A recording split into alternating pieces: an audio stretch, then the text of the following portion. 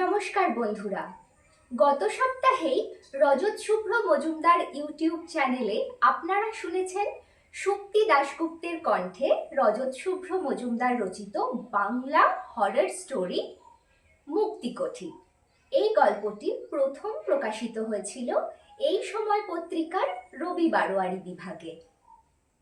ভয়ঙ্কর এই গল্পটির ভৌতিক রেশ এখনো আপনাদের মনে নিশ্চয়ই জেগে আছে।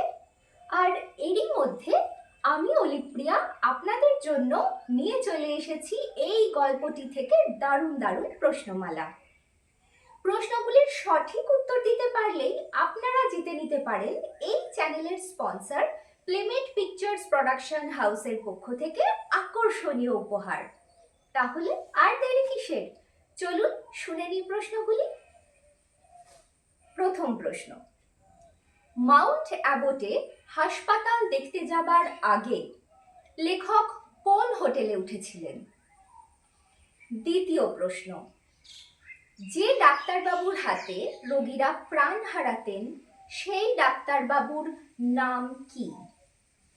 তৃতীয় প্রশ্ন, মুক্তিকঠির ভেতরে কে লেখককে ফোন করেছিলেন? বন্ধুরা, আরো একবার বলছি প্রশ্নগুলি, ভালো করে শুনবেন কিন্তু। প্রথম প্রশ্ন, মাউন্ট অ্যাবটে হাসপাতাল দেখতে যাবার আগে লেখক কোন হোটেলে উঠেছিলেন? দ্বিতীয় প্রশ্ন, যে ডাক্তারবাবুর হাতে রোগীরা প্রাণ হারাতেন সেই ডাক্তারবাবুর নাম কি? তৃতীয় প্রশ্ন, মুক্তিকঠিতে লেখককে কে ফোন করেছিলেন? তাহলে প্রশ্নগুলো তো আপনারা শুনেই নিলেন, এবার আসি উত্তরের পালায়। কিভাবে উত্তর দেবেন আপনারা?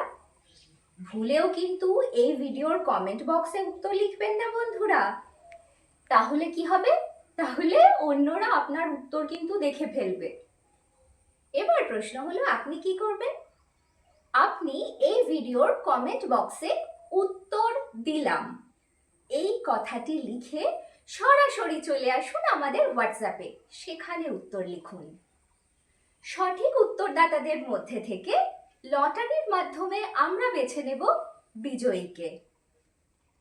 এবার প্রশ্ন হলো, কারা এই প্রতিযোগিতায় অংশগ্রহণ করতে পারবেন?